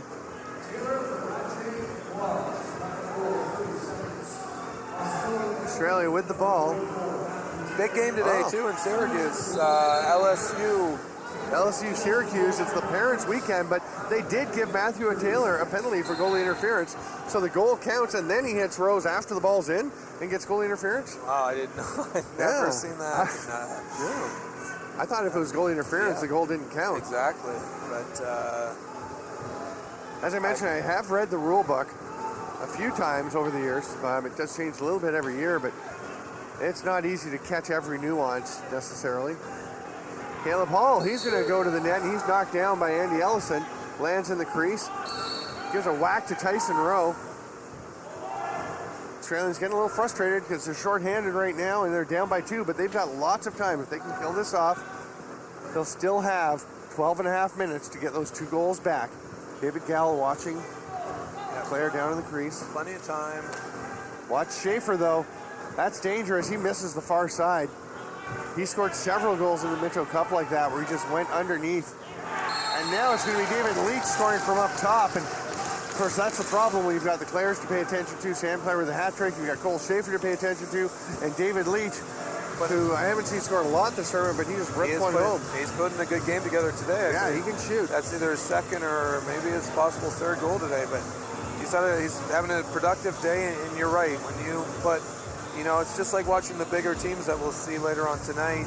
You have so many threats out there. Yeah. It's not just key on one shooter. It's that, you see that's the difference in talent between the newer nations with some of the nations that are always in the medal games. Yeah. That just the separation of talent. You can't just key on 1 or 2 people. And that's what you saw there with England. There's a shot by Manwaring, stopped by Billy Martin.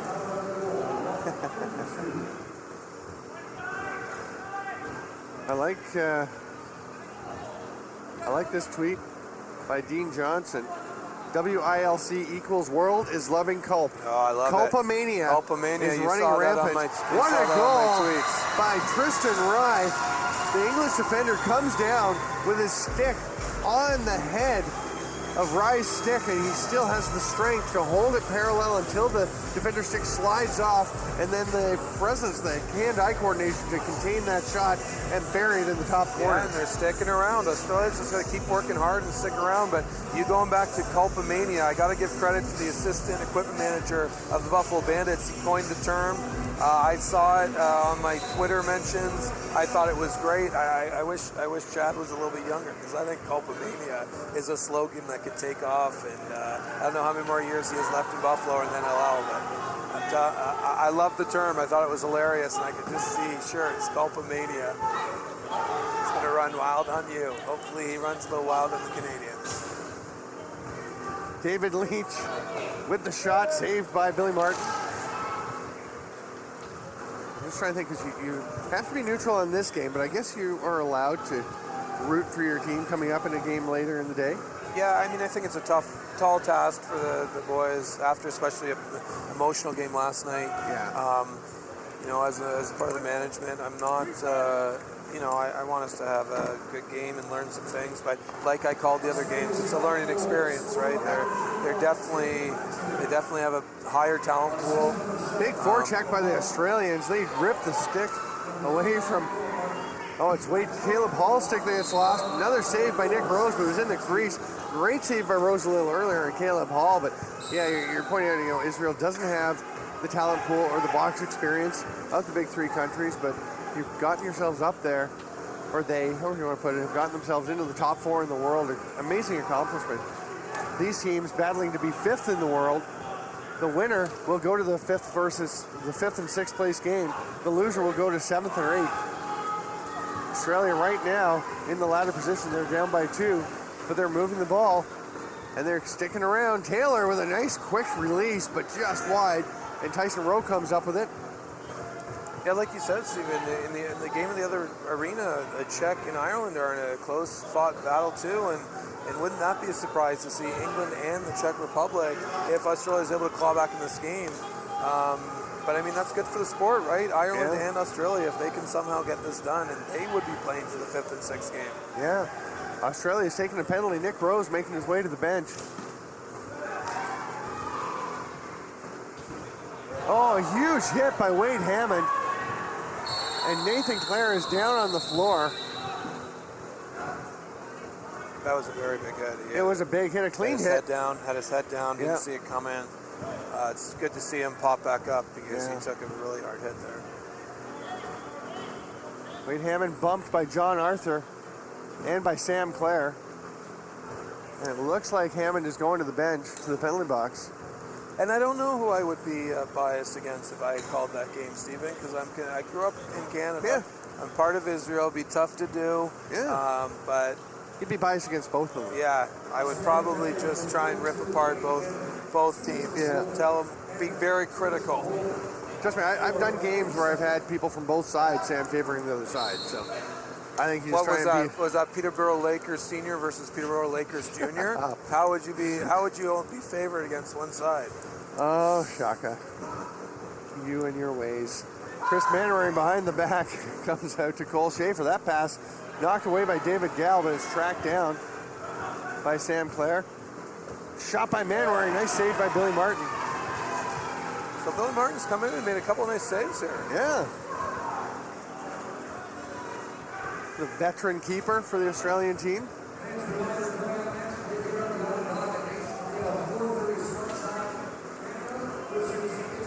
There you go. Just hearing it over the PA system. Canada-Israel at 4:30. That is an hour and 25 minutes from now.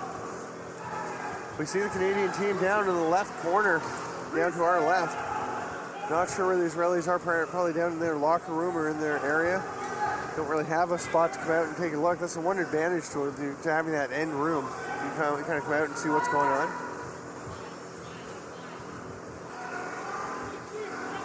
It's really important here for Australia to get out of this man-down situation with no goals.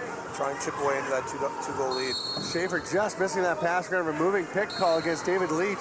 And Australia will come back up. 41 seconds left, and a penalty coming to England on a wrap check attempt. So Australia can get their extra attacker out. Yeah, I didn't really see that penalty. Yeah, I don't know. It wasn't. But it's hard, right? It's hard. They don't see everything we see, and vice versa. So it's true. They are down closer. Sometimes being up here gives you a better view. Sometimes being down there does. Caleb Hall rings it off the post, and Australia can now kill the rest of the penalty. I was going to say if they can get a reset, they get a fresh 30, can kill their entire penalty, and will go 6-on-5, and then have the full power play if they don't finish. And Ian Garrison, the ref, is saying, hold on, not yet. Now they can go out. And Matt Taylor's the man to go out with a couple of goals already for this team. Winning to Rye. He shoots, saved by Rose. Grabs it. Nonchalantly. Very nonchalantly. I thought it might have went in the net there. Because he just pop it up, threw it up to his hand, gave it back to the referee. Nick Rose does most things nonchalantly. He's a very relaxed, very chill laid dude. back guy. Very chill. 8:22 to go. Australia going on the penalty, on the power play after the penalty to England's Nathan Clare. This is a big one for them. 8:14 to go. They trail by 2. It'd be huge for Australia to get a chance if they can win this game to move up. And they get a goal. Jesse winning, and he is fired up. And so are their fans. So nice to see. A few more people file into the arena. Their work's fired up, and really nice goal. And we're in for an interesting ride here in the last 8 minutes of this game. Talking to Trevor Brennan before the game, he said, this depends so much on how our boys come up. He's the Australian goalie with the broken foot. He said if the boys come out ready to play, ready to be smart, this could be a great game. If not, we're going to get stomped. And they certainly have not been stomped. They have played a tremendous game. I'd venture to say, one of the better games in Australian lacrosse history. Again, they do go back several world championships. They've been regulars. Nathan Clare going to try and get that insurance marker back. Saved by Billy Martin. Nice individual effort by Clare and great save by Billy Martin. Tom Johnson misses the far side. Sam Clare's going to get it. A little shove there from Evan Locke. Nathan Clare with it. Now they get Schaefer out. Gal ties up his man. We have a crease call. That was very close to the same play that Tom Johnson scored on earlier. It was. Same pick play. We're going to go to the fourth period, the fourth quarter. Media break, 7:27 to play. It's 11-10 for England. Stephen Stamp with Chalka Bainbridge. come back and join us for the final half of the final quarter, unless there's overtime, of this World Indoor Lacrosse Championships game.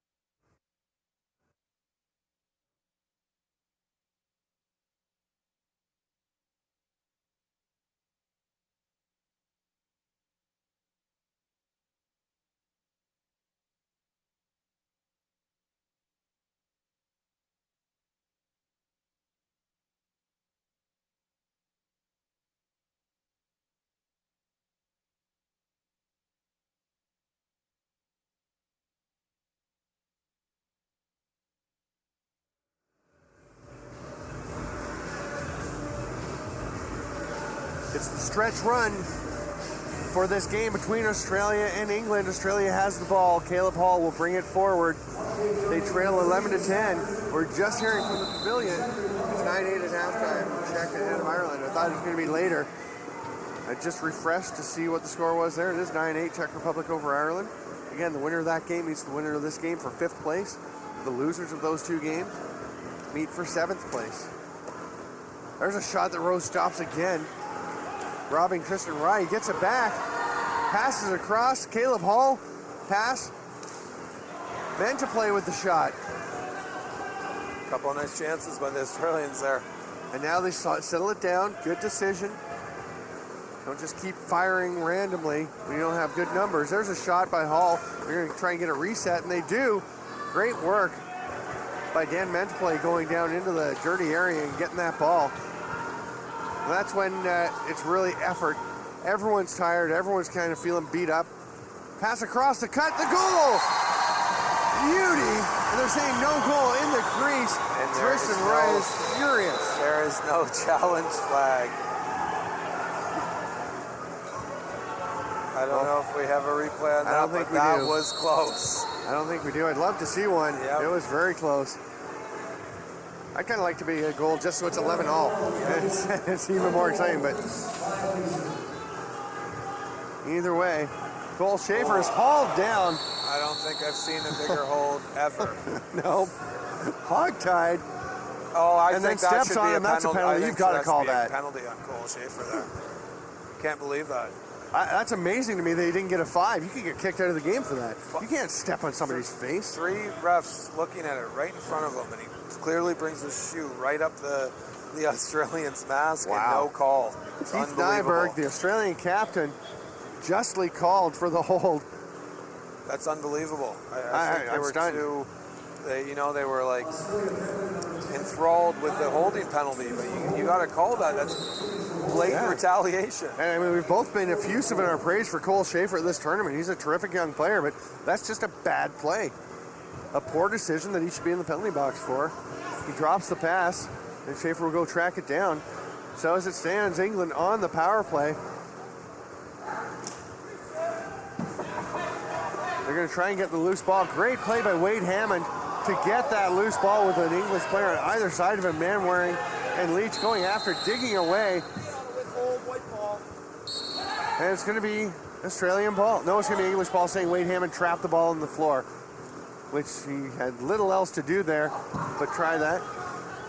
Ian Garrison noticed it, and England gets the ball back. They'll move it around. The defender's out there for a second possession. Schaefer to Claire. Shot bounces right back to him. Lettieri was just getting up. He is in some pain after taking that shot. He's staying out there, though. Now he's going to go out and try and block another one. That is a true lacrosse player and a true Aussie to take that shot, be doubled over in pain, and jump out on the shooter with your stick up and straight on taking away the shooting lane. 5 minutes to go. The Aussies here halfway past killing this penalty right off and down by 1 still. Taking their time. Jesse winning. Right now, looks like they're on this possession, focusing on just killing the time. They'll try for a shot at the end, see if they can get a reset. They did last time. Hall goes to the net, penalty coming, he scores! Caleb Hall celebrates right in the face of Tyson Rowe, who's disagreeing with the call. It's irrelevant. It will be a goal, shorthanded for Caleb Hall. And it's tied up 11-11, 4:50 to go, 34 seconds left on the English power play. Another nice individual effort, gets by the big Tyson Rowe, gets the net, gets hit high, penalty was coming. He's able to keep his composure and finish off. And we got a tie ball game here, Samper, under 5 minutes to go. Caleb Hall gets his second goal of the game to tie things up.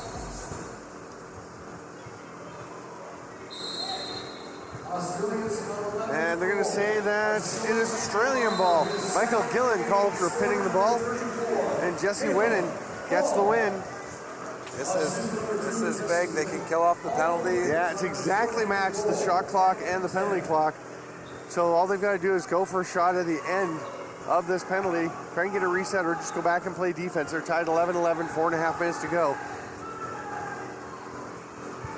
Oh, the pass picked off by Tony Joseph, and Jesse Winnan doing such a nice job in this game, and then throws a really poorly executed pass. England coming the other way, but there's another poorly executed pass to Tyson Rowe, and Keith Nyberg gets the ball, tosses it over a little wildly, but it is picked up, and Australia moves it ahead. And now here we go, last 4 minutes. And you can see some fatigue in some of the plays these guys are making. Again, this is all these teams, England in the blue group played 4 games in that, and they've played a couple since, so this would be their 6th or 7th game. I'm trying to remember, they played a lot of games. Australia has played a bunch of games as well. There's a dive. Rose stops that one, but Australia gets it back. Great effort. Goes out to men to play. Kristen Rye getting that loose ball, and Peter Quast comes out. Rye's going to get the pass. This is the 7th game of the tournament for Australia. Nice. And Winnan almost puts them ahead in it. Rose with the arm save just throws that up there. It's a nice move by him, but now the penalty's coming up for his defensive efforts. Too bad because it was good hustle. Yeah. Just a little tired. He just grabs on. Kristen Rye, tremendous work. Or is it Jesse Winnan going to the box? It is Winnan.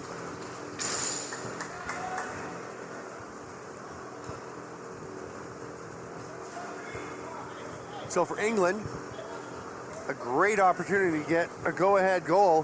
For Australia, they need to kill off this penalty. They have 2 penalties. Oh my goodness. Wow. Wow. And you know, you have to call the penalties that you see. Yeah, I didn't see the second hole. I didn't see it either, But as we mentioned earlier, not that they have been doing a bad job, but a lot of these referees are new to the game, so they're working through it. They're learning as well as the country's playing. There's a goal quickly by Tom Johnson. Just like that. That's a deflating goal for the Australians. And England doesn't even look that exultant. They just calmly go about it. Tom Johnson, I think, is just dragging himself around the floor, which makes it more amazing that he has a hat trick in this game. The veteran. I think that's those penalties are very disappointing there, Stephen, because I think Australia had the momentum. They were getting opportunities. It looked like they were getting chances to win, to go pressure, ahead. And then something like that happens. Only under 3 minutes to play here. Australia did score a shorthanded goal last time. Caleb Hall with it. Ball is knocked loose, but Winnan will get there. Gillen checks him. He goes to the net, switches hands, switches back. Called for the crease. And England needs to be careful about what they do on defense, especially because after 2 penalties at the same time to Australia, any referee's natural inclination is to call one the other way. Nathan Clare gives it up to Cole Schaefer, who goes to Sam Clare now. Manwaring Leach is the last man out. Manwaring gets the pass. It bounces, it fires it wide. Australia comes up with the ball. Jair Mbatsis makes a nice play to get that ball out of danger in his own end. And David Gall takes the pass. He's got relief in Wade Hammond. Great job by the three Aussie defenders to get the ball up into the forecourt and let the offense have 10 seconds to work with. Matt Taylor with a shot off the post. It was off the foot. Next foot, but And the still a instep. nice shot, and they get the reset, can kill a little bit more, and it looks like the goalie's out, so a penalty's coming to England. I think, yeah, there is a penalty coming to England. Kim Ratchie comes out. They've got 16 to shoot, plenty of time. Plenty of time, kill a little bit more off their own penalty. Yep. And they can either try and get a goal. If they get a goal, great. If they get a reset, great. Play's going to be stopped. Matt Taylor wants a call as he felt he was checked into the goaltender from behind. And I'm sure Australia would love to see England get 2 penalties at once. It'll be very interesting here, Stephen, because they have 15 seconds left in their own penalty. So it'll be 4-on-4 for 15 seconds. But that takes you right around the minute mark. I think you want to have a go here at 4-on-4. Yeah. Oh, yeah. You get it into the stick of one of your scorers, and you have a go, and then you get that extra man out. Yeah, give it a try. Especially because if you can score, we're going to have a timeout. If you can score on the 4-on-4, you still get the power play. Whereas if you wait for it, then you go to the power play without the benefit of that goal. Obviously, no sure thing that you can get it, but I would try. 12-11, 1:17 to play, and we've talked about how the competition gets tighter and tighter and fiercer as this week goes on at the World Indoor Lacrosse Championships here on the Onondaga Nation. And the country's just getting so much closer as they're getting into their assorted rankings. As you go through the seedings and rankings, placings, the games get better. You saw it last evening with the Czech Republic and Israel. You're seeing it today with England and Australia, and at the other arena with the Czech Republic and Ireland. The next 2 games, winner of either game, both the winners and the losers are going to have close games. So it's an exciting time for indoor lacrosse. I hope everyone at home is loving it. I know the fans here are enjoying the game. Yeah. I know I'm enjoying the game. I'm sure you are too. Absolutely, I'm loving them. And you're just getting started. You got a few more, probably 2 more today. 2 more today. One will be probably a little bit more exciting. Yes, probably. 2 more tomorrow. And then we'll see for Sunday. I haven't quite been told what I'm doing. They're going to wait, so they're not going to take our advice. The Aussies will just wait to go on the power play. Burke, which makes sense. They're playing for one, but I think you don't leave yourself that much time. But you knew But they get it. Jesse Whitten needs about a second and a half after he gets the ball. A little duck and drag and bounces it past Nick Rose. Jesse Whitten ties the game 12-12. Will be 5-on-5, 12-12 with 55.2 seconds left. There's the Roo. Dukes up. He's had a great game today. Yeah. If anyone was going to bring them back, it was him. And now, like I said before, they got the penalties. I think Australia has the momentum here. Yeah, Jesse Whitten with his 3rd goal. He's going with 3 assists, and he thought he'd won a face-off, but he's called on a face-off violation. There's so many tremendous efforts by players all around this game. Now England's going to have a chance here. Schaefer with the ball. Evan Locke on him. Shot by Johnson. Oh my goodness, what a big goal. Tom Johnson.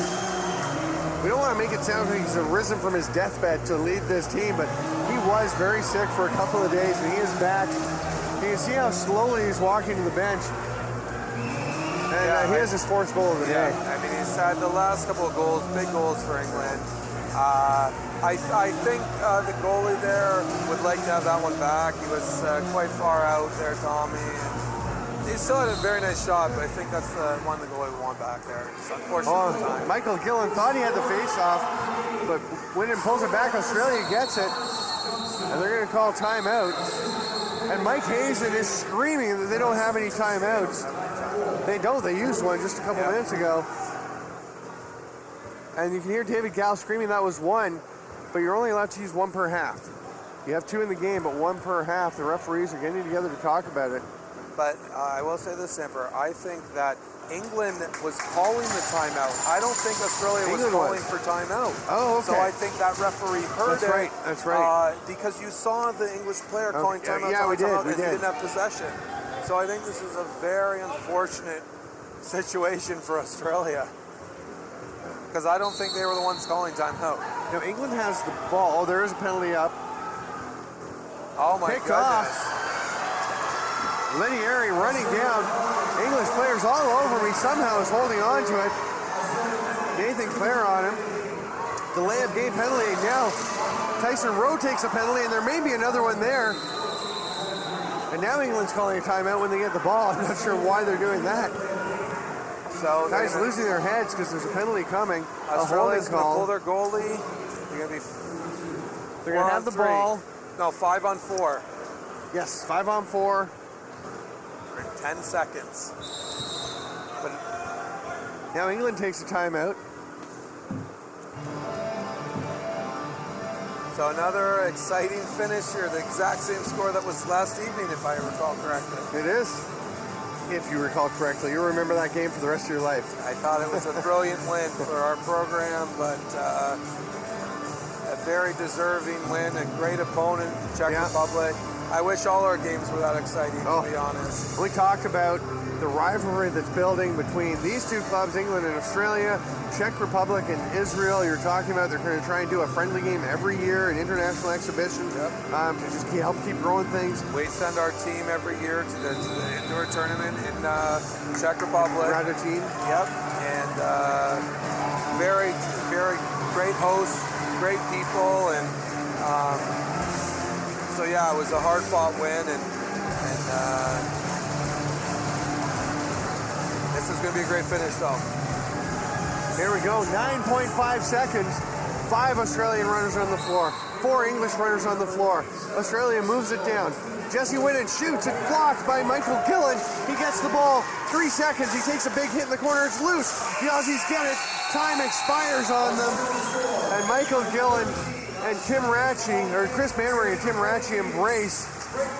Andy Ellison over to talk. The Australians crushed by this loss. England jubilant, but England will go and face the winner of the other game, which is still on the go. But great win by England. Hard-fought battle by Australia. They have nothing to drop their heads about. Some really nice goals, good defense. And you got to take that momentum into the next game. There can't be a letdown now. Yeah, and Paul Rye going after the official. Keith Nyberg grabs him and pulls him back. The Australian is very upset with what transpired towards the end of the game.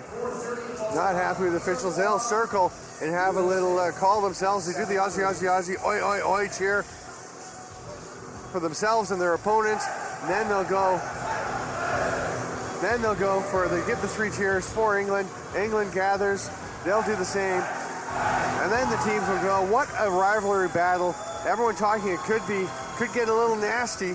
It was good, hard-fought lacrosse, but it was great lacrosse. And this has been an outstanding tournament in terms of the organization, the way everything's put on. Everyone is talking about, they're going to announce the host for 2019 shortly, probably at the closing ceremonies. Yep, the vote is this evening, actually. The vote is this evening. And what everyone is saying is whoever gets it, the bar has been set very high here on the Onondaga Nation. Been set very high. I have heard reports from a few of the European nations. One thing a lot of people forget is it is an expensive trip to come over here. Most of these guys are paying, taking time off work, their families are paying. So whichever nation gets it, I wish them luck. And you're right, they put on a great performance here. So hopefully that gets repeated in whoever hosts it next. Yeah, absolutely well put. I mean, the shuttle service, the food here, the tents in which the locker rooms are that they've constructed for this is fantastic. The new facility. The Aussies go over to salute their fans. England is going to go off to the dressing room and celebrate very modestly, I would think, because they are knackered. But a great game. And in 1 hour and 2 minutes, we have Canada versus Israel. Come back and join us for that one. I'll be joined by Connor Wilson for that game. as you will be off rooting for your Israeli team to do the best they can. My thanks to Shaka Bainbridge and the rest of the crew here producing the WILC streaming. Thanks for being with us. I'm Stephen Stamp. We'll see you in 62 minutes.